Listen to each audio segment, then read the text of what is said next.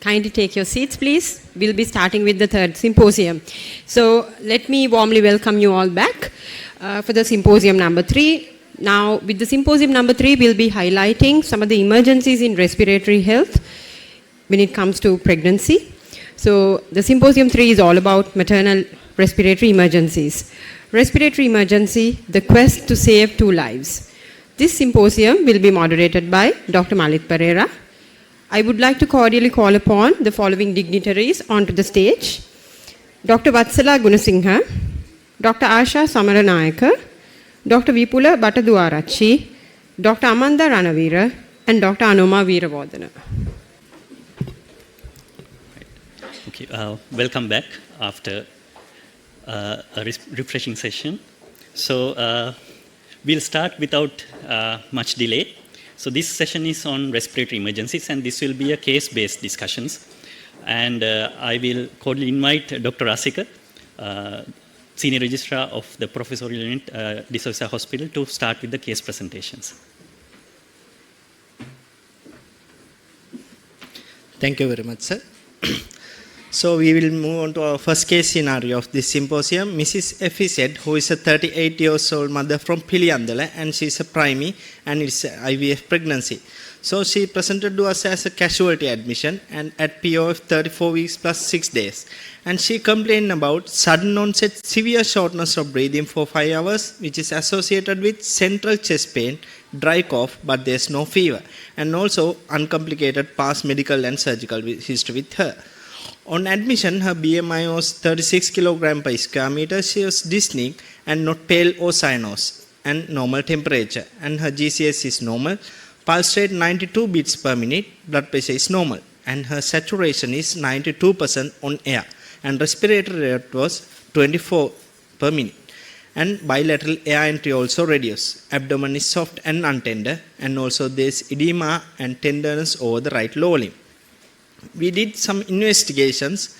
Her full blood count reveals normal, and also you can see her CRP is 13 mg per deciliter. Other than that, ECG shows there's a right bundle branch block. As her history suggestive of possible pulmonary embolism, we did the ultrasound scan, duplex scan in her lower limb, which shows incompressible right femoral vein with visible thrombus, which is 3 by 3 centimeter in size. So we will move on to panel discussion.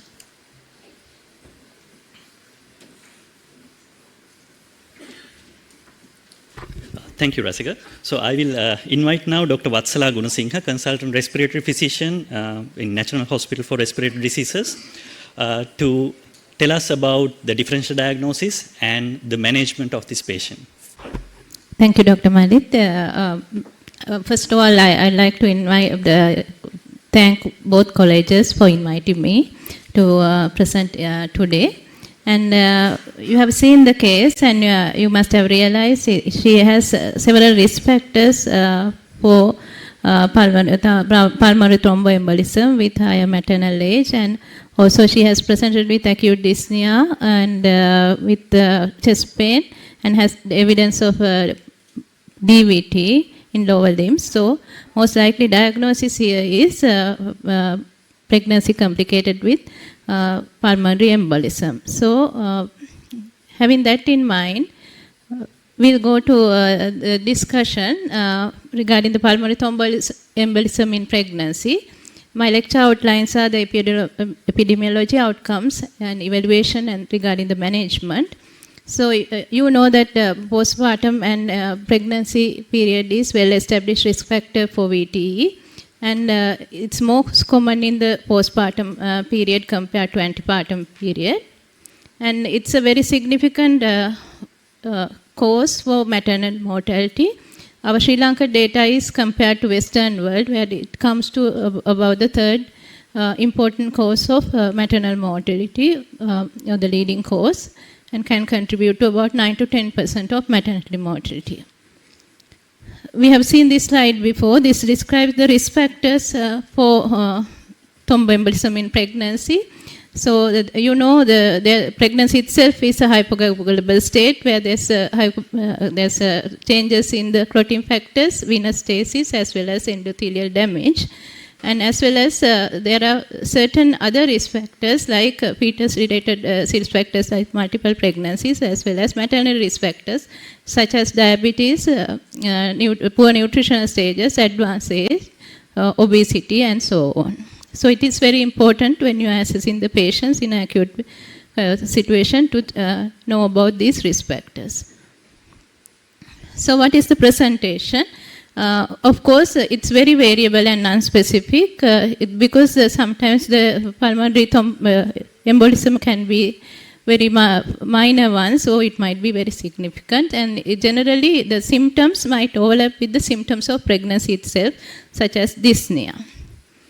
So the presentation might vary from asymptomatic to death. So commonly, but the acute presentation will be with, as in this case, dyspnea, chest pain, hemoptysis, and signs and symptoms of lower limb DVT, as well as syncope. So you know that in normal adult population, we use pretest probability for PE, such as Wells score, but these tests are not that validated. But still, there are newer validated tools, pregnancy adapted Geneva score, so that are coming to the practice. You should be aware of the specific risk factors for pulmonary embolism during pregnancy, especially previous thromboembolism, age more than 35 years, BMI more than 30, multiparity, comorbidities, preeclampsia, and immobility. These are very significant risk factors. This is just a snapshot of pregnancy adapted Geneva score, which is being utilized more now. Earlier, thought was these probability scores are useless, but it is coming into the picture more and more now. So how do we evaluate? So these are the important things you should remember when you are managing suspected pulmonary embolism patient, that you should, if the patient has signs and symptoms suggestive of VTE, until you should try to objectively test, and while being tested, they should be started on preferably low molecular weight heparin until the diagnosis is excluded, and if there's no contraindications. Other important thing is the multidisciplinary approach is always advised. You know the legal implications as well, so you should always get the inputs from all the experts, and especially in complex VTs as well as life-threatening symptoms. And also you have to remember PE can coexist with other conditions. Diagnosis of one condition such as pneumonia does not rule out the possibility of underlying PE. And as I said earlier, we are deviating from older guidelines as a result of publications of newer algorithms in pregnancy, and value of D-dimer has been coming into more consideration now. So there's a paradigm shift in practice. So local protocols are advised, or national protocols are advised. So this is one of the more newer way of addressing pulmonary embolism, suspected pulmonary embolism. We look at the clinical parameters, D-dimer, and decide whether the patient needs more advanced imaging or not. These of course need more validation and external validation, but these are being implemented. So the cutoff of less than D-dimer, we heard that D-dimer level, above the D-dimer level, it's elevated in pregnancy, but if it is less than 500, it's if in a low-risk patient without clinical symptoms and signs, then you can rule out the pulmonary embolism. So when you look at the management is according to the presentation. If there's life-threatening thrombosis, it's a high-risk situation, so you should be managing, you should be resuscitating and managing and addressing the patient immediately. Non-life-threatening thrombosis, then there might be some time to establish the diagnosis. So what are the tools available for evaluation? So clinical assessment is very important, as I said. Chest X-ray is always advised because you can exclude other differential diagnoses, and also normal X-ray will facilitate the reliability of VQ scan, because if there's abnormal X-ray, your VQ scans results might be questionable sometimes. So ECG, as you know, can be these changes commonly known. But still, you have to remember it can be normal even with a massive pulmonary embolism. Oxygenation and blood gas analysis is important, and as well as bedside echo. And it's a good rule-in test. Negative predictive value is not that good, about 5 to 50%, but it is positive signs are there. It's a good rule-in test. D-dimer level, as I said, it's being used now, not like in older guidelines. And bilateral venous compression ultrasound of the lower extremity is also important, as in this patient you have seen that it helped to confirm the diagnosis and aided the diagnosis. And other diagnostic modalities are to confirm CTPA and VQ scan. As you know, we have more access to CTPA, and it's a very good negative predictive value, as well as both of these has very little risk to the fetus.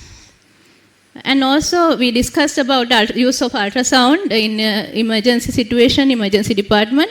So the point of care ultrasound can simultaneously examine the lung as well as heart and leg veins in the pregnant patient presenting acutely. But still, these are not very established still with regard to the pulmonary embolism. So if you look at the comparing VQ scan versus CTPA, fetal radiation doses is low in both CTPA and lung scintigraphy. And but CTPA, there's a risk of breast and lung cancer in young mothers. And VQ scanning produces lower effective doses for the mother. And as I said, VQ scans has limited availability, but CTPA is much more accessible. So this is regarding the European Society of Cardiology algorithm for suspected PE during pregnancy.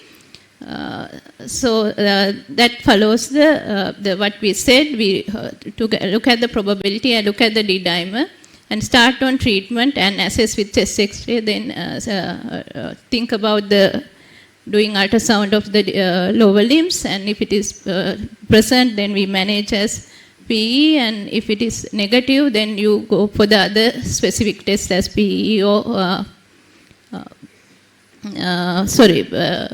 VQ scan or CTPA, and depending on that, you will manage the patient. So when a patient presents with pulmonary embolism, it is important to know what is the risk level, whether it is high risk, intermediate risk, or low risk. Obviously, high risk is if the patient is presenting with cardiac arrest or obstructive shock with low blood pressure. Then, of course, the management will be, you have to relieve immediately whatever the obstruction while resuscitating. So the ways of relieving the obstruction due to embolus can be different depending on the period of pregnancy, whether it is antepartum, peripartum, or late postpartum. So antepartum, generally IV thrombolysis, or if it's available, you can do catheter-based interventional techniques to deliver the thrombolytic to the place of the embolus in the pulmonary artery. So that also there. So this is especially useful in these kind of places where it is available. And in Sri Lanka also in NHSL it's been done. And in the peripartum period, there's increased risk of bleeding. And so then you have to consider surgical interventions or the catheter delivered thrombectomy. So these are the same thing. So we just generally use tissue plasminogen activator, altiplase. And the absolute indication is high risk maternal PE. So if it is non-life-threatening, you have to assess the bleeding risk, and most of the patient we will give anticoagulation if there's no contraindications. What are the other measures you can use? You can do extracorporeal membrane oxygenation. I think we'll be discussing about it later on.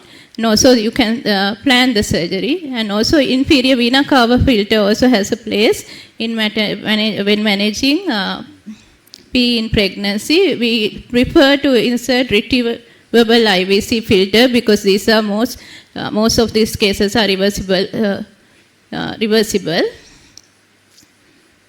So that comes to the end of my presentation. I will hand over to the hematology team. Thank you, Dr. Vatsala. So let's hear from the hematologist on the management of pulmonary embolism. I would like to ask a few questions from you, Dr. Anoma. Can you please tell me your ideas on thromboprophylaxis in pregnant women? Thank you, Malit. When we consider thromboprophylaxis in pregnant mothers, actually we go with the Green Top guidelines for thromboprophylaxis 37A, and according to that we can categorize risk factors as pre-existing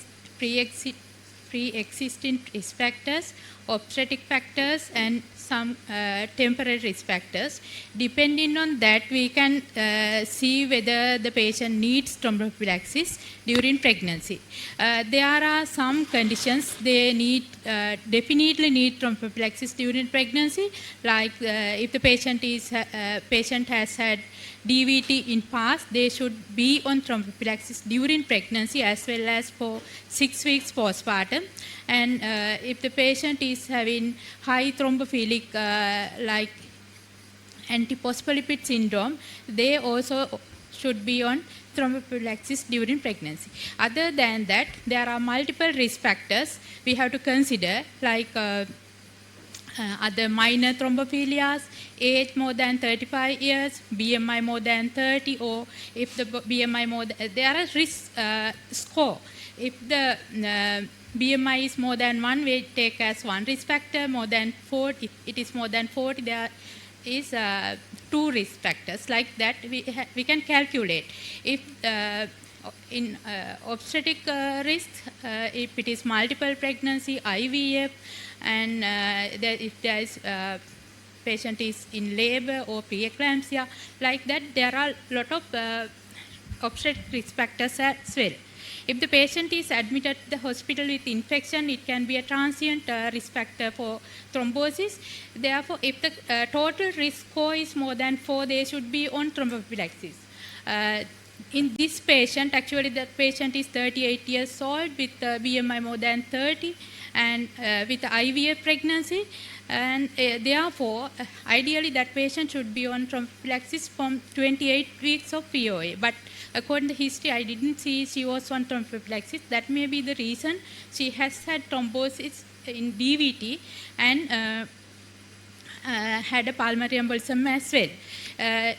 If the patient has DVT in past, or if there's a high risk score for the DVT, they should be on high prophylactic or therapeutic dose of anticoagulation in pregnancy, preferably with low molecular weight heparin.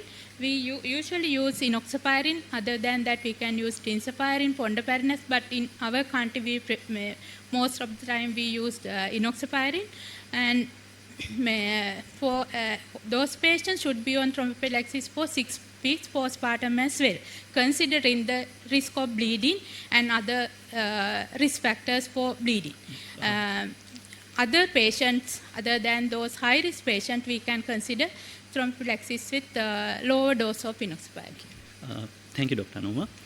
My next question is, like in Sri Lanka, in most of the places we don't practice this risk assessment for VTE, and we are not starting from prophylaxis. Do you recommend for us to start screening for with the risk factors and risk assessment and starting thromboprophylaxis? At least for that high-risk patient, I think it is better to consider. We may not be able to go for all the patients because we don't see much patients with thrombosis like in West. But in high-risk patients like elderly mothers, we see with IVF in these days, with some kind of other risk factors as well. At least for those patients, we have to consider thromboprophylaxis. Can you tell us a little bit about the agents we can use for the thromboprophylaxis and also for the treatment for pulmonary embolism? As I said earlier, we usually use enoxaparin, and other than that, we can go for tinzaparin and fondaparinux as well, but we can't start on DOACs for pregnant mothers. Warfarin we use for the pregnant mothers with prosthetic heart valves because there is low risk of thrombosis with warfarin compared to the enoxaparin or low molecular heparin. Other than that, for patients with high risk of DVT or past history of DVT, or for the treatment for DVT or pulmonary embolism, we use enoxaparin most of the time. Okay. So how long you recommend to continue the treatment? If the patient gets thrombosis in the first trimester, we can continue to the delivery and for 6 weeks postpartum. For the other patient who develop thrombosis at the end, latter part of the pregnancy, we have to complete it for at least for 3 months. And if the patient get pulmonary embolism with unstable features and those things, those patients we can consider at least for 6-month treatment, as well as we have to assess whether patient has other risk factors like antiphospholipid syndrome, and if so, we have to consider long-term anticoagulation, like they may need lifelong or long-term anticoagulation. Okay. My last question is are there any indications where you continue the treatment or the thromboprophylaxis? Yeah. If the patient is having APLS or any other high risk factors, we have to continue. But in that case, we can't continue enoxaparin because it is a subcutaneous treatment. Therefore, we have to convert it to warfarin. And then we monitor INR and we continue warfarin for long duration. If they have thrombosis in one pregnancy, they have to be on thromboprophylaxis in next pregnancy, or if there is any high risk condition to get thrombotic. Thank you very much, Dr. Anuma. So with that, we'll move to our next case.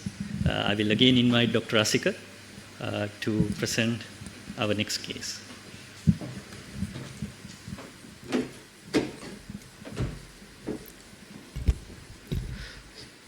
So we will move on to our second case scenario.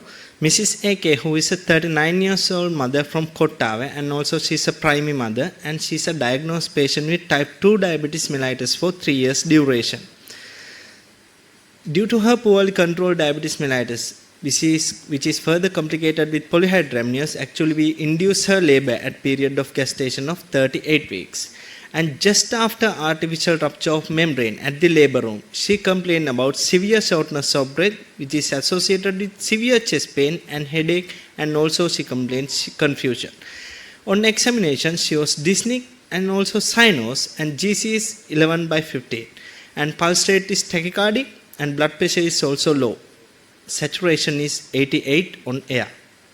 And respiratory rate also 36. Bilateral air entry reduced, and also petechial rash was there. Abdomen is soft and untender, and vaginal bleeding and fetal distress noted. So we started resuscitation immediately, but patient developed cardiorespiratory arrest at labor room. So let's move on to panel discussion. I would again invite Dr. Vatsala to continue the discussion about management of this patient. So this patient, I think some of you might have got the possible diagnosis. She has several risk factors, and it's a pregnant mother who has presented acutely with cardiorespiratory arrest and developing into vaginal bleeding. And he had a history of polyhydramnios as well. So in this case, we should consider the possibility of amniotic fluid embolism. So amniotic fluid embolism is a rare complication of pregnancy. but and also has a catastrophic sequence as equally as you have seen in this case discussion.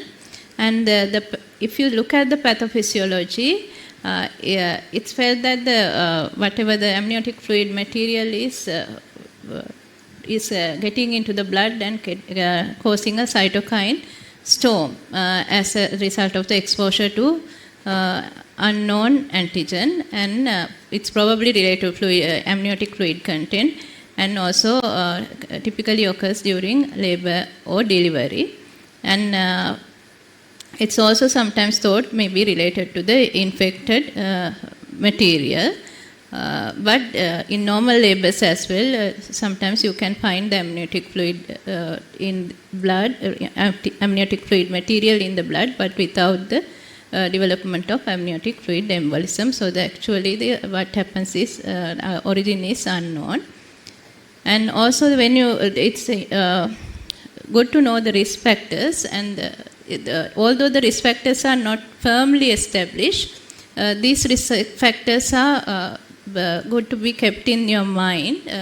These are the cesarean delivery, older age group, multiple pregnancies, polyhydramniones as in this case, instrumental vaginal delivery, and also uterine rupture and cervical trauma, as well as certain placental abnormalities like previa, abruption and acrita, and also in patients with preeclampsia, eclampsia. These are cited as potential risk factors. So what are the clinical manifestations? You have seen the clinical manifestations in this case. Based upon so the diagnosis is actually clinical because none of the earlier it is said that demonstrating amniotic fluid material in blood, and those aids the diagnosis, but those are refuted. So the diagnosis is clinical based upon the presence of characteristic clinical findings and exclusion of other causes that might lead to similar presentation, like pulmonary embolism due to thromboembolism, or maybe pneumonia, acute ARDS due to other reasons. So this is a clinical diagnosis.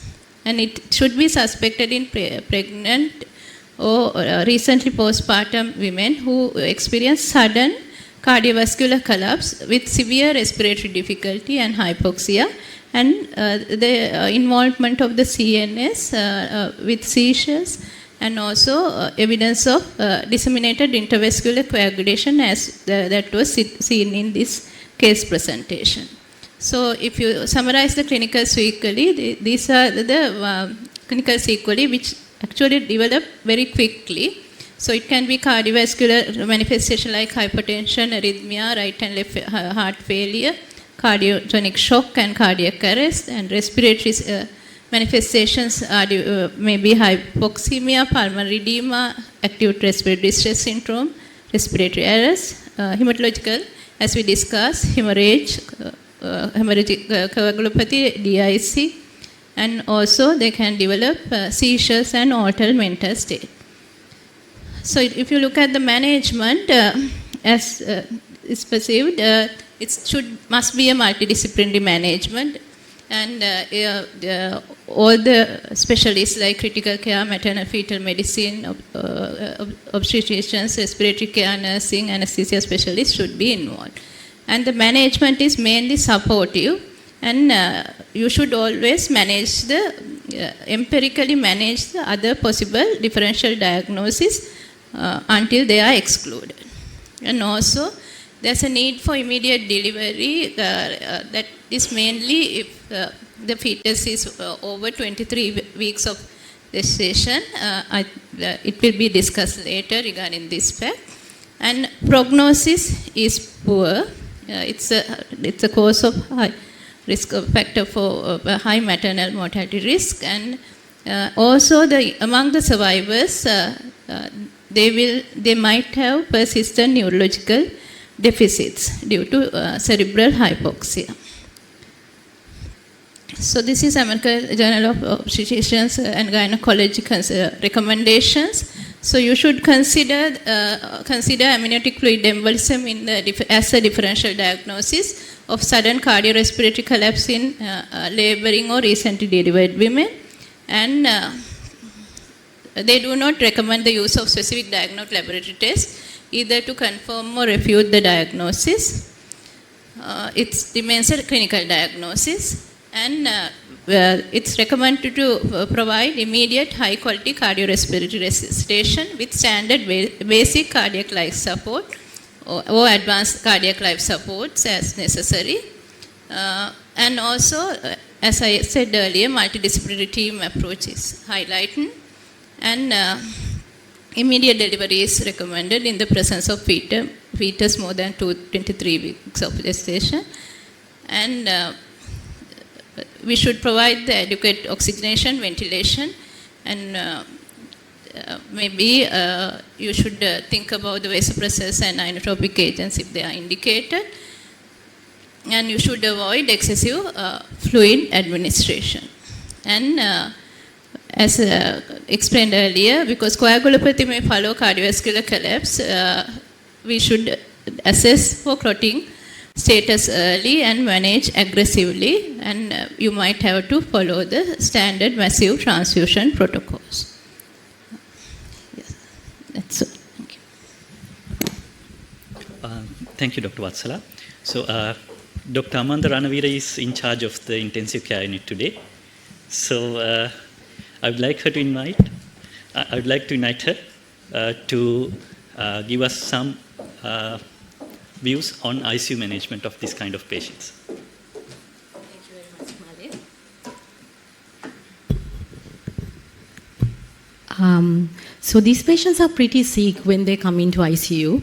They usually present with sudden onset, unexplained, profound circulatory shock. They are hypoxic. They are in shock, a profound shock, and also they are coagulopathic, so they bleed. The involvement of multidisciplinary team is very important, and the treatment is entirely supportive.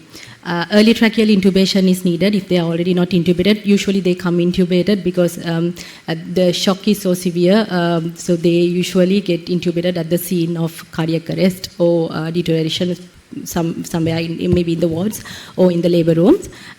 We would focus on the lung protective ventilation, targeting tidal volume 6 ml per kg and a plateau pressure less than 30 water centimeters.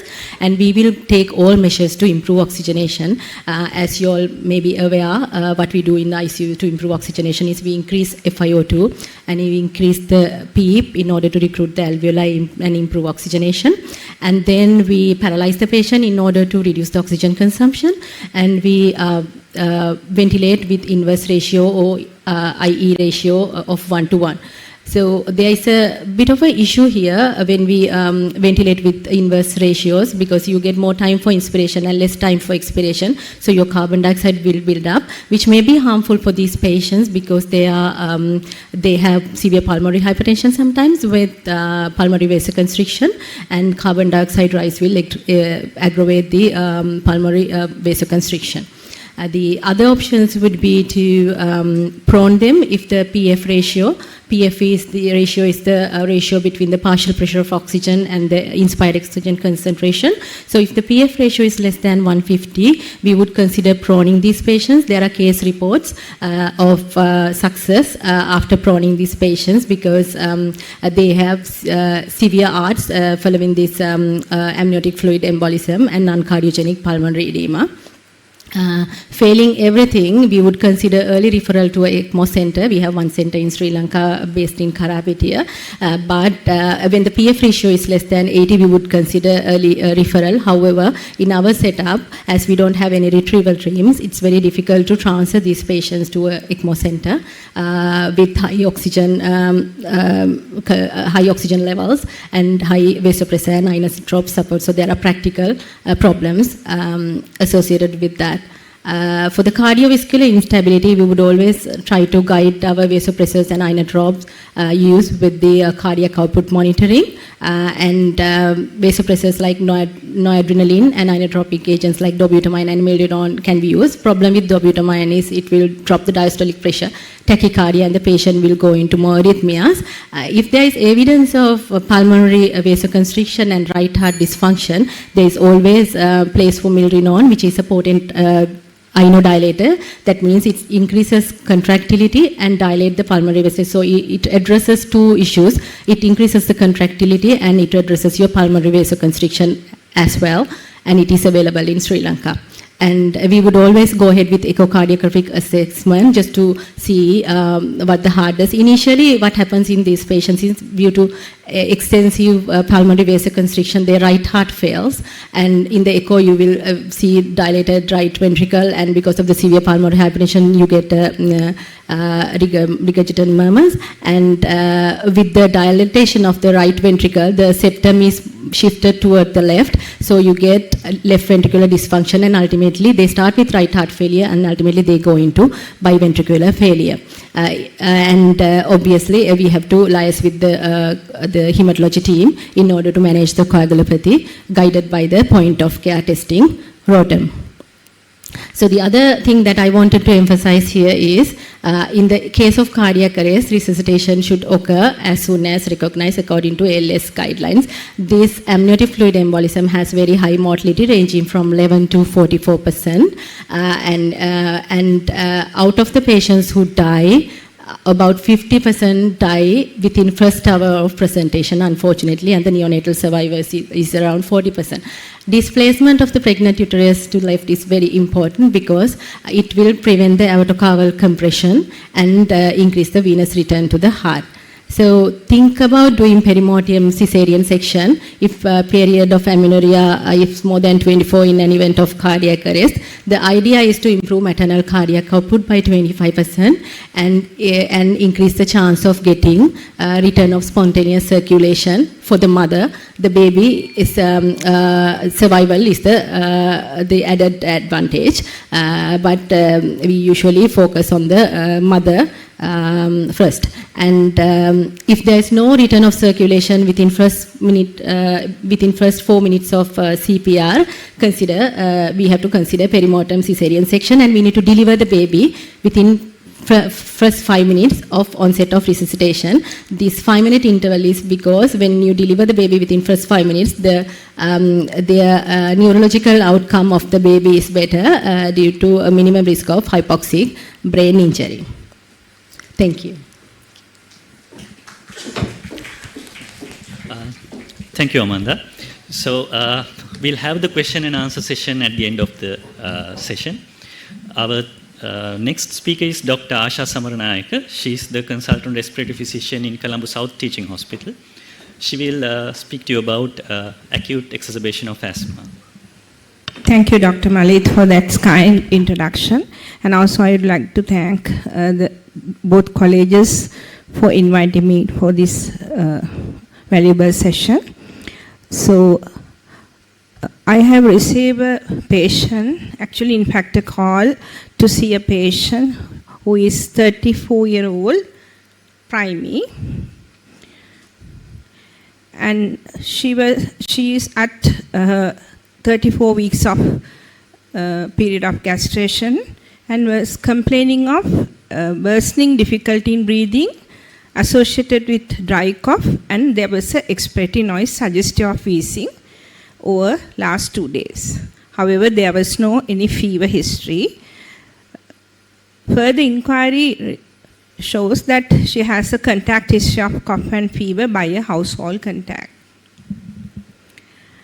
Her past history is unremarkable apart from history of mild wheezing associated with viral respiratory infections, where she was prescribed with a blue color capsule which was asked to be taken when there is some cough or chest tightness, but unfortunately she's not aware that she has asthma. She had in fact used this capsule about 10 to 12 times over past 1 month, especially when she gets some cough during the night time. Other than that, there is no any significant past medical or surgical histories in her, and she didn't give any significant family history of asthma, atopy or allergies. In fact, she's not having any atopy or allergy history. She don't give any significant allergic histories. On arrival, we examine her. She's tachypnic at rest with 35 breaths per minute, and in fact, she's using her accessory muscles of respiration. And she's little agitated. Her heart rate is at 142 minutes, and she couldn't complete a sentence in one go. She has significant fragmented speech, and her saturation has dropped to 86 on room air at the time of examination. The auscultation revealed diffuse reduced air entry in both lung sides, in all 3 lung zones, and there were faintly audible expiratory rhonchi. So, at this history, we were to think about differentials at this presentation. So, as a patient has a history of some wheezing with infective nature, probably she is having infective exacerbation of asthma. Actually speaking, diagnosis of asthma is again a clinical thing after excluding others. Especially in an emergency scenario like this with a pregnant lady, we should not waste the time, and we cannot do much of evaluations before starting proper treatment. So keeping in mind other differentials like pulmonary congestion associated with could be a viral myocarditis. She was otherwise healthy patient. And as our colleagues already discussed, any acute difficulty in breathing, we should be mindful to exclude pulmonary embolism. Pneumothorax is one of the main complications of severe asthma, and also, as my colleague Dr. Geeta already mentioned, asthmatics are prone to develop pneumonia. We have to exclude pneumonias as differentials. In this case, although she was otherwise healthy, she has a history of wheezing. That was a rewarding thing in the narrowing down our differentials. Remember, there was a true case where we had a maternal death recently following acute severe asthma attack, where she didn't mention her asthma status at the time of booking visit to the obs clinic at 12 weeks. Because they didn't know about the history of asthma, people in our community are reluctant to believe that they have asthma. They have stigmata of believing they have asthma. So sometimes if you don't dig into the history, past history, whether you have offered any inhaler, whether you have undergone any nebulizations, they may not come up with history of asthma. So remember to have a high degree of clinical suspicion always when you have such a case scenario, not to miss acute severe attack of asthma. And also our colleagues have already discussed about the frequency of asthma in pregnancy, as well as you know that it can exacerbate in the late trimesters, T2 and T3. And also in our case, she has had some asthma events, were mild, and she didn't use any corticosteroids for inhalation, but only the beta agonist blue color one. It's a well-known risk factor for fatal asthma attacks in this scenario. So we have to diagnose this early as possible to save both lives. And doing chest X-ray, we should not be reluctant. With proper shielding, lead apron shielding, we can perform the chest X-ray. Actually, chest X-ray in asthma, this setting is to exclude other diagnoses, especially associated pneumothorax and pneumonias. But you remember, asthma is a functional disorder, not a structural disorder. In asthma, you may have a normal chest X-ray. And also point of care ultrasound diagnosis, if it is available, is used. But the problem is echo windows may be compromised with gravid uterus. One can confirm, not the confirmation, one can have some idea about whether the patient has any right cardiac dysfunction suggestive of pulmonary embolisms, or Doppler venous compression studies, as Dr. Vatsala mentioned, to exclude DVT. And also lung ultrasound is possible way of diagnosing consultations. There are some radiological features. So you can diagnose consultations with ultrasound scan, and absence of shadows are suggestive of pneumothorax. However, chest X-ray, as my colleagues already mentioned, it will be giving you more information about lung condition. And our patient is unfortunately belonging into severe category of acute exacerbation of asthma, where her saturation has dropped to less than 92. And also remember, if possible, you can go into assessment with peak flow expiratory reading. As mentioned earlier, it's not affected with the pregnancy. So when the peak flow expiratory reading is between 33 to 50% of personal best, they will fall into severe category. If it is below 33, it's life-threatening asthma. So our patient has tachycardia more than 140, and also she is using accessory muscles of breathing. Fortunately, there is no silent chest. Silent chest is a feature of life-threatening severe asthma. So at this point, we should realize this is a dangerous situation, and there is a complexity, and we need to call for help early, and requires rapid assessment, resuscitation, treatment, and consideration of best deposition for mother and baby. So I'm just going through the management through ABCDE approach for the convenience. But you remember, these steps are not to be followed as such in a real emergency. You go by these things quickly as possible. An important thing is to have a safe maternal care with multidisciplinary approach. In the airway management, if the patient can be agitative or apathetic, either way, with this difficulty in breathing, we should offer them high flow oxygen. If available, you can use high flow nasal cannula oxygen. However, it should not be supplementary to the endotracheal intubation, where my colleague Dr. Amanda will discuss this further. Breathing part, the challenging breathing issue is the management of bronchospasms in this patient. Oxygen is a potent bronchodilator, so we should generously use oxygen, and we should nebulize the patient with oxygen, not without oxygen. And we can ideally go for back-to-back nebulization, but unfortunately in our country we don't have any infusion pumps to set into the nebulizing cannula to do back-to-back. But what we do is start with 5 mg of salbutamol nebulizations. Every 10 to 20 minutes you can repeat and provide continuous nebulizations. You can add ipratropium bromide, but it should be not repeat before 6 hours. And monitoring is very important, not only the mother but also the fetus. We'll come back to that. And your target saturation according to the BTS guideline is 94 to 98.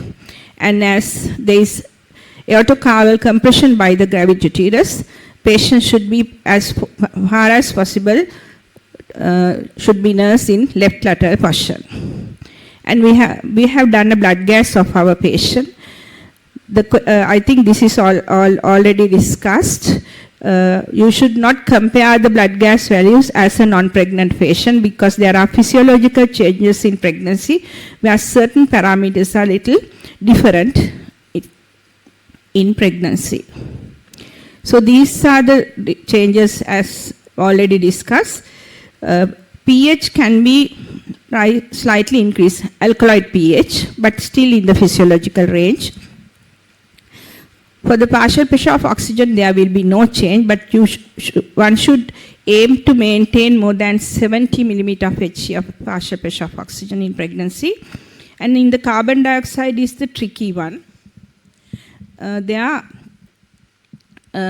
Usually because of progesterone, there is a stimulation to the respiratory center where patients will have some increased respiratory rate as a pregnancy progress.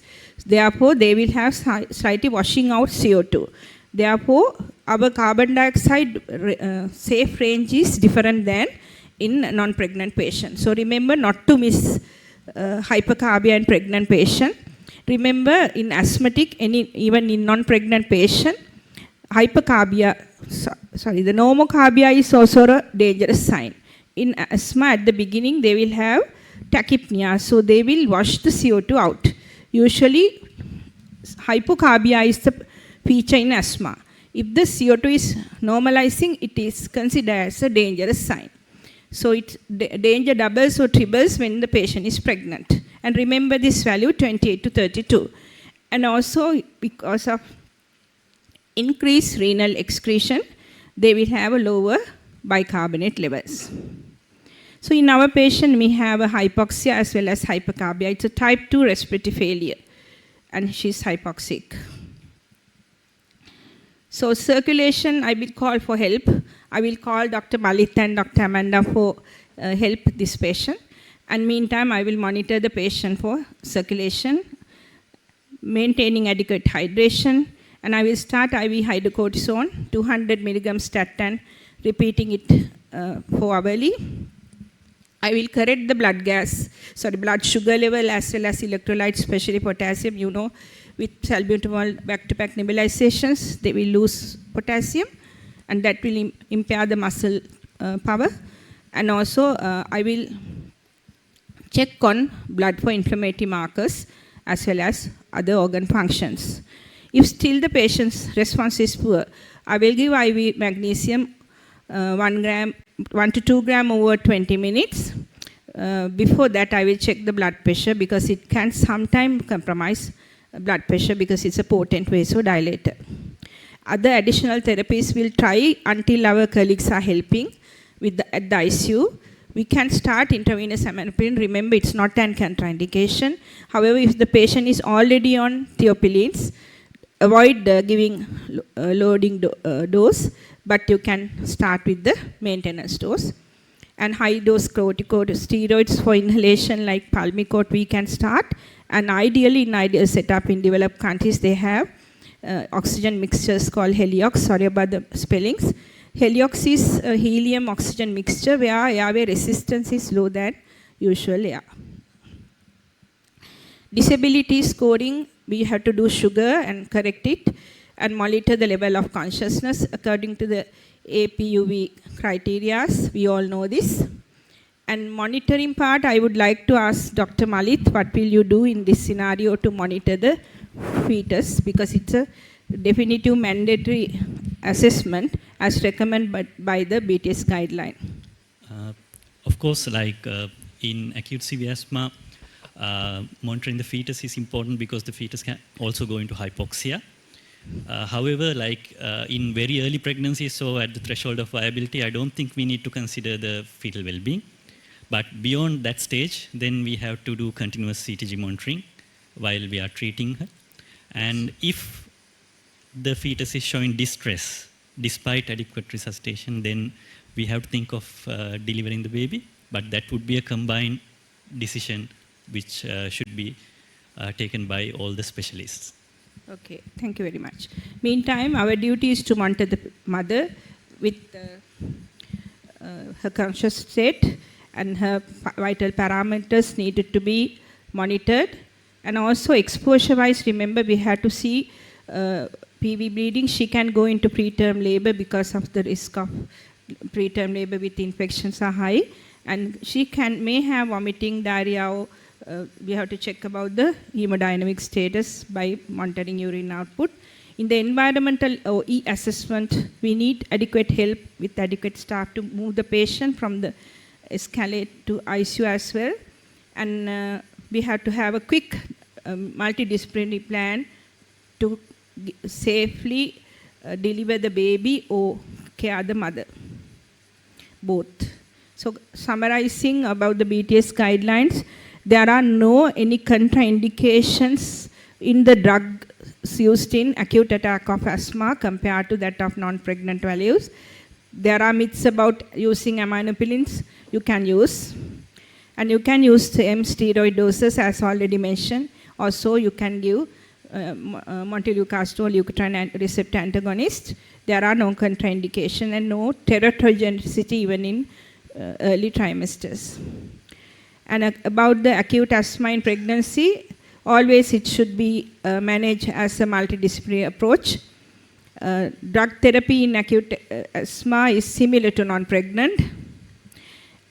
Acute severe asthma in pregnancy is an emergency and should be treated vigorously in hospital. Target saturation should be 94 to 98. As mentioned already, continuous fetal monitoring, and we have to have a multidisciplinary approach to safely save both lives. During labor, I think Dr. Amanda will discuss this further. Ideally, you should go for regional blockage. Immediate emergency cesarean sections are preserved to very severe asthma attacks needing paralysis and ventilation. Otherwise, they are recommending to go for normal delivery. So now our patient is escalating into the ICU. So I would like to ask Dr. Amanda to proceed from here, what we can do for our patient. So Amanda will have a very busy day today in the ICU. Over to you, Amanda. Before going ahead with the intubation, we can actually, can you all hear? Try NIV and high flow. We would look into the evidence. What is the place of NIV in asthma? It's unlikely that this NIV would replace intubation in very unstable patients with hypercapnic respiratory failure. The evidence is limited and inconclusive. We need more larger randomized trials. There are case reports about NIV being used in pregnant patients successfully. However, we need more trials. And it should be only considered in ICU or equivalent settings like HDU. Otherwise, it would be very dangerous. The place for high flow is it reduces the severity of dyspnea and respiratory rate in hypoxemic patients, and also high flow has shown to reduce mean ICU and hospital length of stay. It should not be regarded as an alternative to medical ventilation, alternative to mechanical ventilation. The point that I wanted to highlight is do not delay the intubation in these sick patients in order to deliver high flow or NIV. You can actually try for a few hours, but if the patient's trajectory is heading towards the wrong direction, always take the control and intubate the patient. These are the indications for admission to ICU or HDU, patients requiring ventilatory support, and patients with acute severe or life-threatening asthma failing to respond to therapy. And moving on to the indications for intubation, about half of the critical incidents and deaths occur at the time of intubation. So the intubation should be done by the person who has most experience in managing obstetric airway. And absolute indications would be coma, respiratory or cardiac arrest, or severe refractory hypoxemia. Relative would be fatigue, cardiovascular compromise, or adverse trajectory to the response. If the patient is not heading towards the correct direction with NIV or high flow, then you should think about intubating.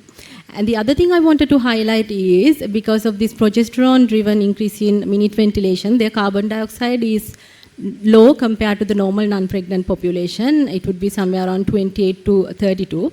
So a carbon dioxide level which would be normal for a non-pregnant patient would be abnormal for this population. So if the PCO2 is more than 35 mercury millimeters, we would think about decompensation and tiring. So there are multiple concerns when intubating a patient with asthma. One thing is difficult airway because of the obstetric population and risk of catastrophic hypertension during induction. It can be multifactorial. One thing is dehydration, patient not be taking enough orally, and some patients might need actually fluid preloading prior to induction. The other thing is autopeep. Autopeep is air trapping within the alveoli causing dynamic hyperinflation and generating autopeep, which will increase your intrathoracic pressure, and there will be reduced gradient for the venous return. So your venous return to the right heart would be low. That will cause hypotension. In addition, vasodilating properties of anesthetic agents also play a role. We need to avoid drugs causing histamine release and need to intubate them with a larger diameter endotracheal tube to reduce the resistance. When the diameter is large, then the resistance would be low. And you may have noticed that after intubation, sometimes people tend to enthusiastically hyperventilate the patient, which is very dangerous in asthma because that will compromise further this alveolar emptying and cause dynamic hyperinflation, air trapping, and autopeep, in turn leading to hypotension. If the patient presents with profound hypertension, we need to always exclude pneumothorax. It's a clinical diagnosis, we can exclude clinically. In addition, if you have a bedside ultrasound scan, you can see the lung sliding, and in M mode, in a normal lung, it will show C-show appearance. C is because of the C appearance of the C waves on the top. I don't think I have a cursor here. So the first picture on the top, you see this barcode appearance in the first half. That is due to the non-moving chest wall, and that is the C. The show is due to the lung sliding. So this is a C-show appearance, which is normal. Whereas in pneumothorax, as there is no lung sliding in the M mode, you will just see this barcode appearance. And then the other thing is sometimes these patients, you need to disconnect them from the ventilator when the expiratory flow is low in order to pressurize the chest and expel the air, which is called as status asthmaticus hug. Goals would be to correct hypoxia, reduce dynamic hyperinflation, buy time for your medical management to work, and plateau pressure less than 25 with a pH more than 7.2. We need to adequately sedate the patient and target saturation more than 95. We have to make sure the saturation is more than 95 in order to prevent fetal hypoxia as well. And we ventilate, even though the carbon dioxide level is high, we ventilate with the low rate and allowing more time for the expiration. The normal IE ratio that we set in the ventilator is 1 to 2. So in these asthma patients, by looking at the ventilator graphics, we can actually increase it somewhere up to 1.4. Little or no PEEP and high airway pressure should exclude pneumothorax. So in here, the ventilator graphics, here is a volume control SIME. You can see this expiratory flow is not coming to the baseline. Before completing the expiration, the next breath starts. So the rest of the air will trap inside the alveoli, causing dynamic hyperinflation, autopeep. How to identify autopeep in a ventilated patient is also a question of interest. The patient will show unexplained tachycardia, hypotension, and may even go into pulseless electrical activity, and they will have difficulty in triggering the ventilator. They will not be able to trigger the ventilator at all, and the patient will struggle because of the asynchrony, and expiratory flow will not reach to the baseline. In here, you can see now the patient's baseline pressure, we haven't given any PEEP. So the patient needs to generate a negative pressure of 1 water centimeter in order to trigger the ventilator. Where there is autopeep of 5, then the patient need to overcome that pressure of 5 water centimeters as well. In total, patient need to drop his airway pressure all the way up to here, down to here. So that is, the patient need to generate this 5 plus 1 minus 6 water centimeters of pressure in order to trigger the ventilator, which would be difficult. So we identify autopeep by doing expiratory hold maneuver in the ventilator in a deeply sedated patient. So the total PEEP and the set PEEP, the difference is the autopeep. When the difference is more than 10 water centimeters, the hemodynamic effects become significant. The methods to limit would be no point in manipulating the ventilator without managing the patient. So you have to optimize the bronchodilator therapy, and optimal medical management should be used in order to bronchodilate. Low tidal volume, low respiratory rate. So you can see here this patient is being ventilated with the rate of 12 with the IE of 1 to 2. The same rate, when you increase the IE to 1 to 4, that you get more time for expiration, then the expiratory flow is coming to the baseline in the flow time curve. And at the same time, you can increase the peak flow rate. So what happens is, when you increase the flow rate, to deliver the same tidal volume, you need a smaller inspiratory time. So the same tidal volume will be delivered during a short inspiratory inspiratory time, and you get more time for the expiration. This is Heliox, is this helium and oxygen mixture. It is not recommended outside clinical settings. This is something interesting that they frequently use in overseas. The inhalational anesthetic agents like sevoflurane, halothane, they are potent bronchodilators and can be used in status asthmaticus. However, as this is not the theatre, it is the ICU, so you need to have adequate scavenging system, and this device should be fitted to certain ICU ventilators. The name is Anaconda, looks like the head of the anaconda, and it's the anesthetic conservation device. As they mainly deliver sevoflurane, it is now called as Sedoconda. They have changed the name. So this device is fixed in between the endotracheal tube and the Y connector, and this inhalational anesthetic agent is delivered. So you have the gas monitoring facilities as well as scavenging facilities, and this is a potent bronchodilator. There is evidence in the pediatric population they reduce the carbon dioxide build-up and increase the clearance. A little bit about ECMO. It's in adults with near-fatal asthma, refractory to conventional ventilator treatment, you can actually consider referring to ECMO. However, we have limited availability, only one center in Sri Lanka, and it has its own risk profile, including bleeding. Thank you. Thank you, Amanda. So since we are running behind of the time, we'll move to the next session quickly. It is on rare causes not to be missed. It will be done by Dr. Vipula Bhattuduarachi, Senior Lecturer in Faculty of Medicine, Colombo. Good afternoon. So I'll be focusing on rare causes of respiratory emergencies in obstetrics. So these rare causes can be mainly presenting as breathlessness, and I'll be discussing two cases, of course the continuation of the same case of myasthenia gravis and aspiration pneumonia. So these rare causes can be exacerbation of pre-existing diseases and also directly related to the pregnancy. So we can simply divide these to cardiac, respiratory, neuromuscular and other causes. Cardiac causes, of course, you can see mostly pre-existing diseases. They can present as acute heart failure with pulmonary edema and presenting as respiratory emergency. Then we have respiratory causes. Some are pre-existing diseases, some are related to pregnancy, some of which we have already discussed, and I'll be discussing aspiration pneumonia, and other highlighted causes will be discussed in the next session. Then we have neuromuscular causes, myasthenia I'll be discussing.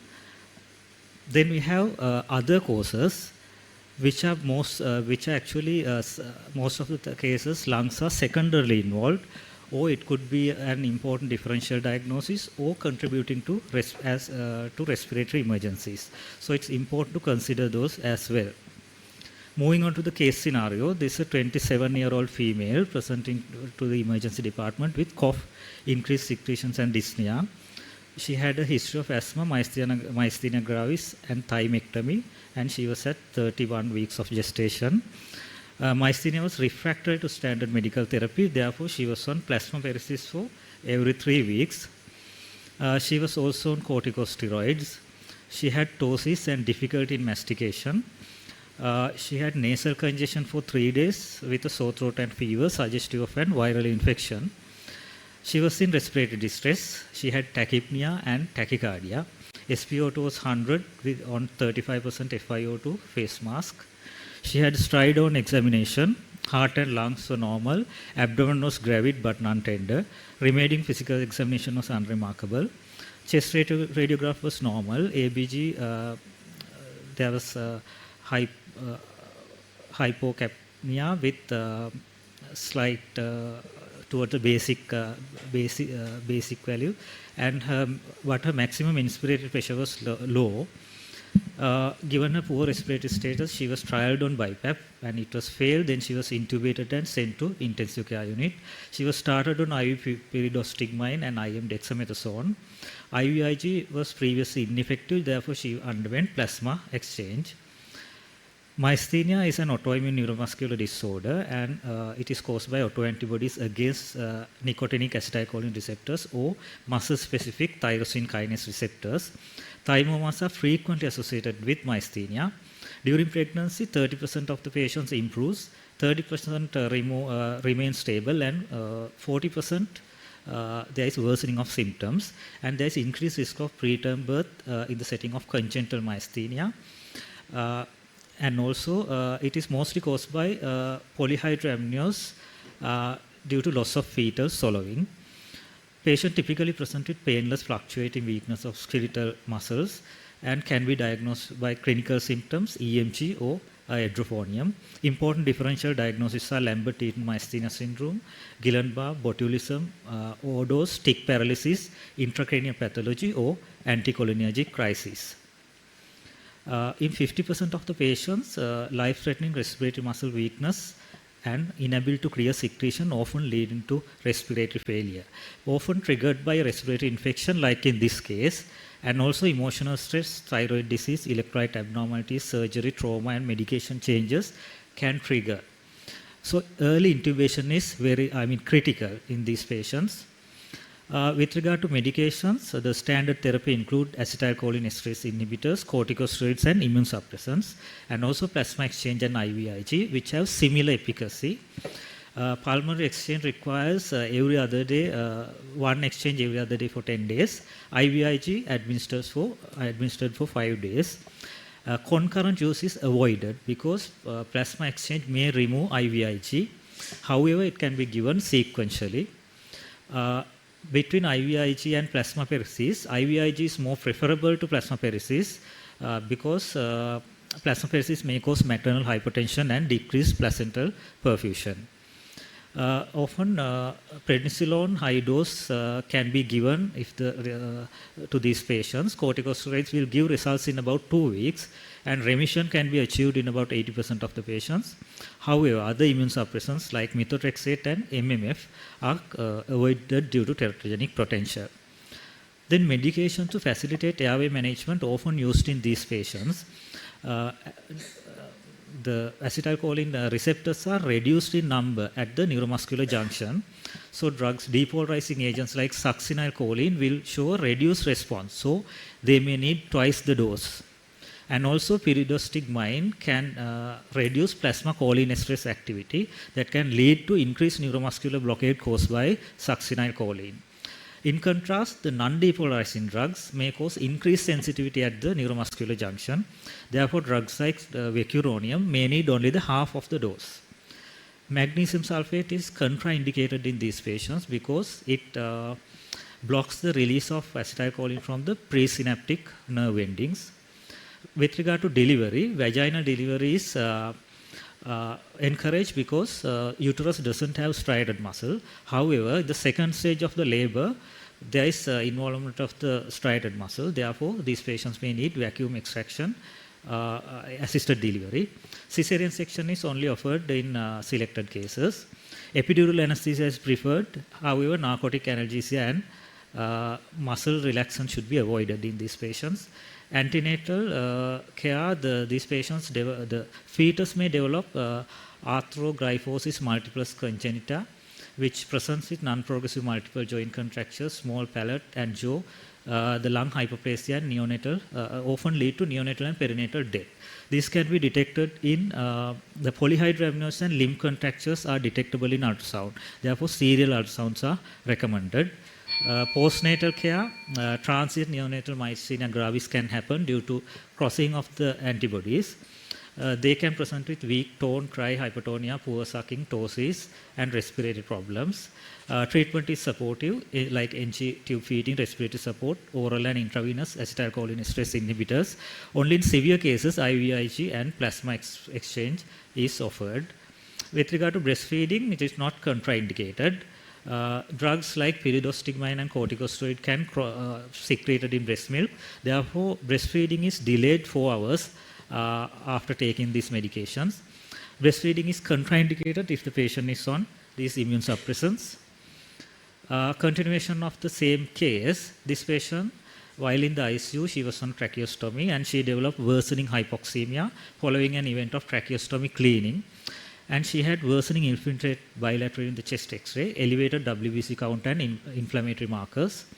Microbiology samples are sent from the ET tube secretions. Blood cultures sent for microbiology. She was started on meropenem and vancomycin. Fever settled in 48 hours.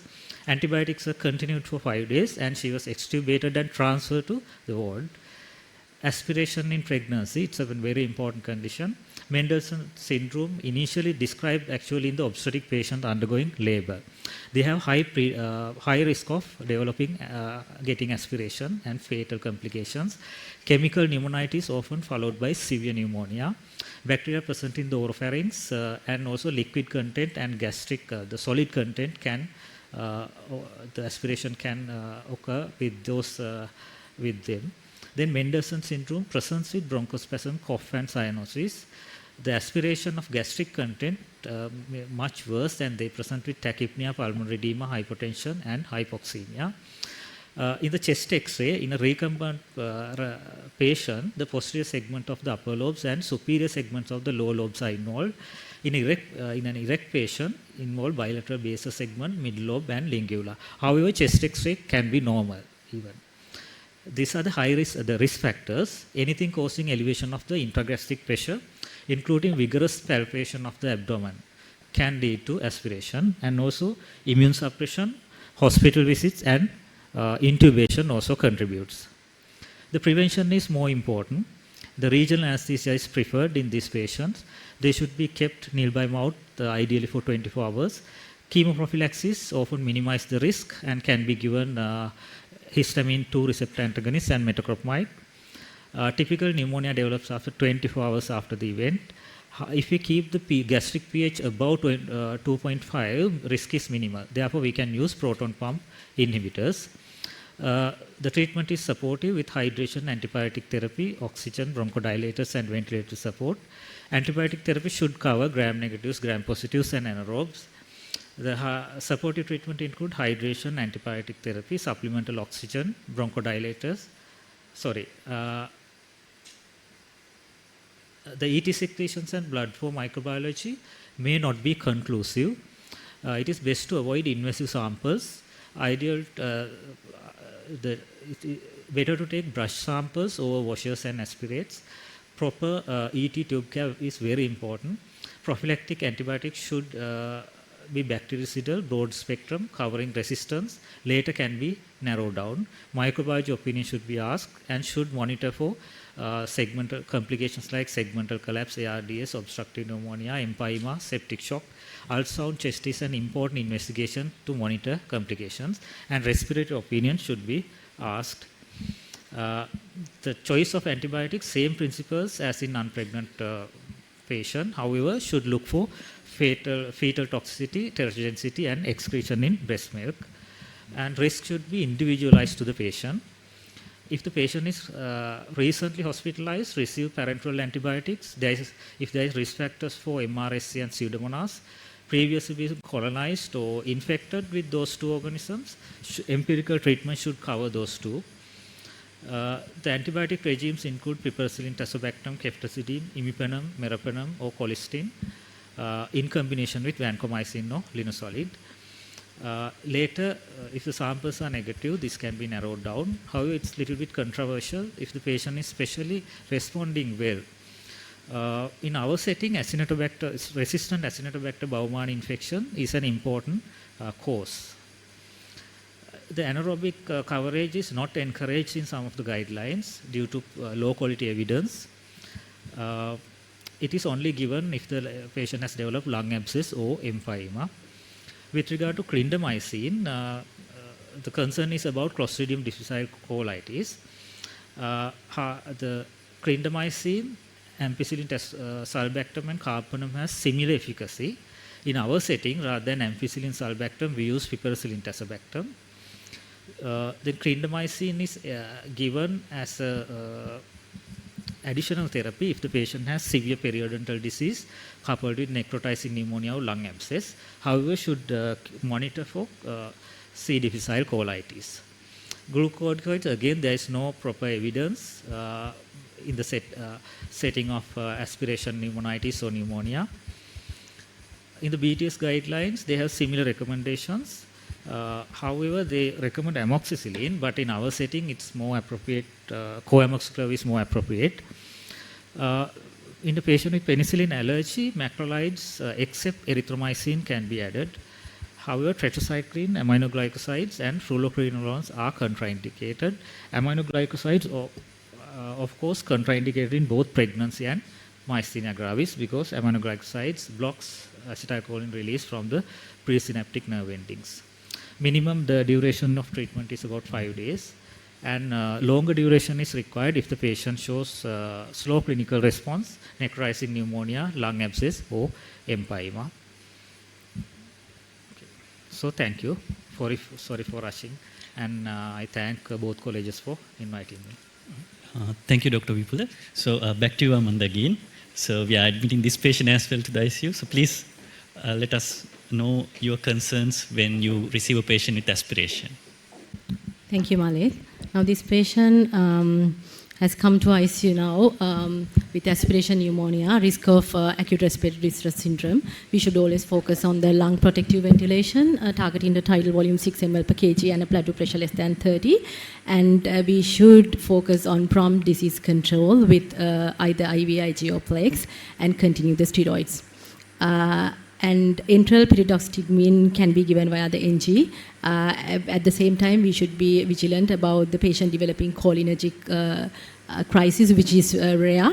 If the patient has meiosis, salivation, lacrimation, diarrhea, and muscle twitching, then we should think about over-treatment with pyridoxytigmine, which is very unlikely to occur if the pyridoxytigmine dose is less than 120 milligram every 4 hourly. So we have to be vigilant about that. And as our patient has a pre-existing infection, so we need to treat the precipitating cause. The common precipitants in myasthenia would be infection, stress, trauma, and pregnancy. Fluid balance is important, not to keep the lungs wet, just to make it dry, so neutral or negative fluid balance, and avoid medication exacerbating the disease like aminoglycosides, macrolides, magnesium, beta blockers. DVT prophylaxis is important in all our ICU patients, and we need to take good care of the airway equipment, avoid soiling and minimum handling to minimize the risk of infection. Appropriate use of gastric ulcer prophylaxis in the ICU. This patient is on steroids and risk of developing stress ulcers, so she should be on gastric ulcer prophylaxis. Use of humidifier is also really important because under humidifying will cause drying of the secretion and crusting of the endotracheal tube. Glycemic control target in the ICU would be 140 to 180. This patient is on steroids, so we need to monitor the blood sugar as well. Physiotherapy is important as well as the fetal monitoring because we are dealing with 2 lives here.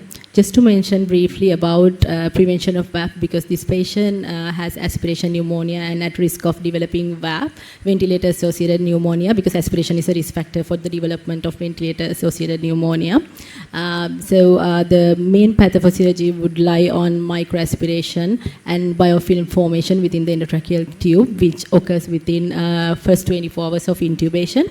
So to prevent aspiration, we need to maintain the head on the bed to 30 to 45 degrees, and when available and prolonged ventilation is anticipated, always use this endotracheal tube with subglottic suction port. What happens here is the secretions will collect above the endotracheal tube cuff, and there's a small opening just above the cuff, and secretions can be aspirated via a channel which runs along the endotracheal tube connected to the subglottic suction port. So the suction, the recommendation is to aspirate every 4 hourly, and this has shown to reduce the rates of VAP.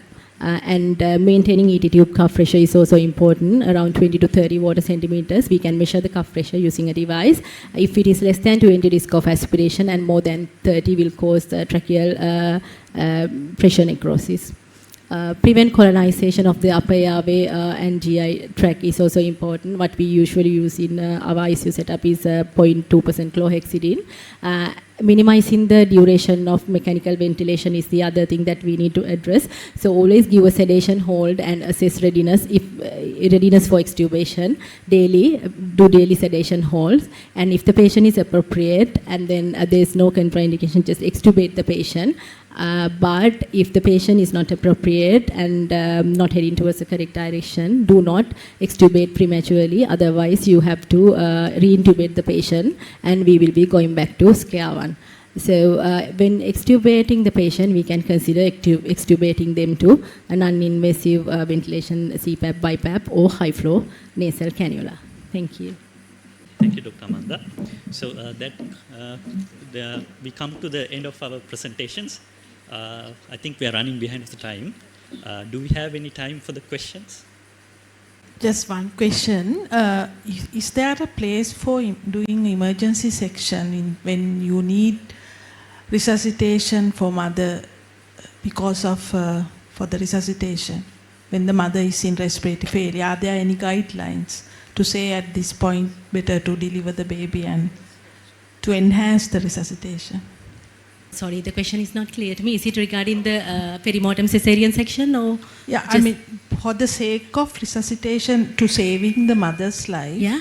is there a place for removing the baby? I mean, doing an emergency So, cesarean? as per the European Resuscitation Council guidelines, 20 to 24 weeks, the baby might not survive, but by removing the fetus or the baby, we will improve the cardiac output of the mother by 25%, and we will remove this aortocaval compression, and that has shown to improve the chance of mother getting return of spontaneous circulation. So that's why we prioritized, and within 5 minutes, we need to think after 4 minutes, and within 5 minutes we need to deliver the baby. Yeah, that is when the mother got the cardiac Yeah, arrest. this is Not during the cardiac before arrest. that. What I mean is before that. Now suppose if the baby is 34 weeks, Yeah. so there is a chance the baby also might survive. Baby will be surviving. Well, I'm not In that particularly case, sure is about there a- any guideline, Okay. but sorry. Yeah, so in the COVID. Yeah. Just to add to as Yeah. a comment, madam, like in our ward, with us, when we have these patients with respiratory, especially during the COVID and times, with the anesthetist team, when the ventilation is becoming a problem with the gravid uterus, and if we think the baby's term, especially about 32 weeks, even at 28 weeks, we tend to deliver by cesarean to enhance the ventilation and things like that. So they are, apart from the perimortem cesarean section, with the team discussing that. Basically with the MDT, no? Yes, madam. Yes, madam. Yes. There was one incident when I was during my overseas training, a COVID mother with COVID pneumonitis, where we had to prone her because the PF ratio was going towards the wrong direction, and she was, I think, somewhere in 35 weeks, and what they did was immediately deliver the baby, and then after that proning, and then she improved.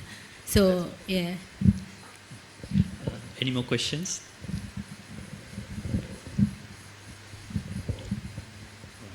Okay, so in the absence of any questions, I will conclude the session. I thank all our esteemed panel for the excellent presentations.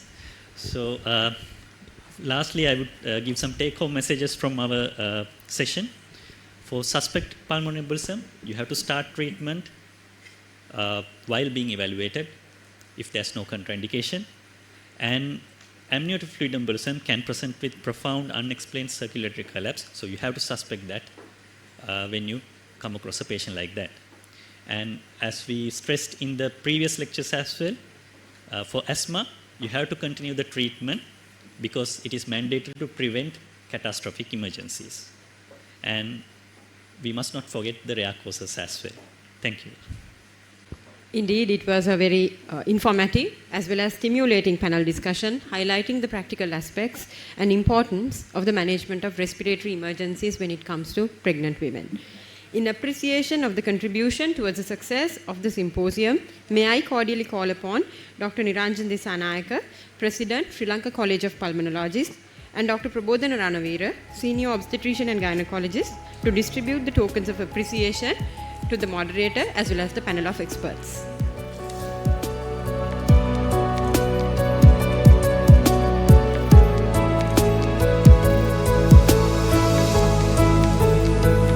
Dr. Malik Pereira, moderator for the symposium.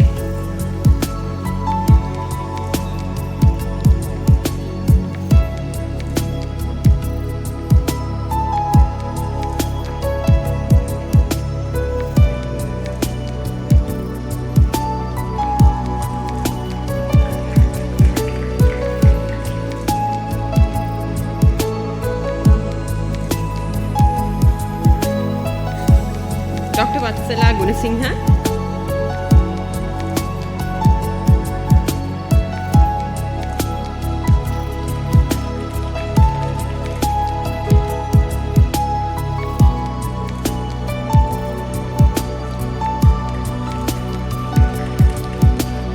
Dr. Asha Samaranayaka.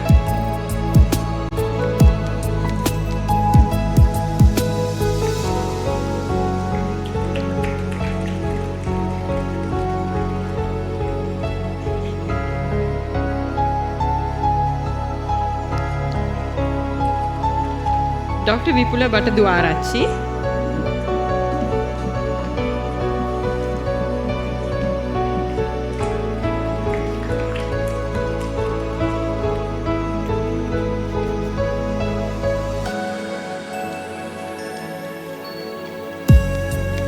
Dr. Amanda Ranavira.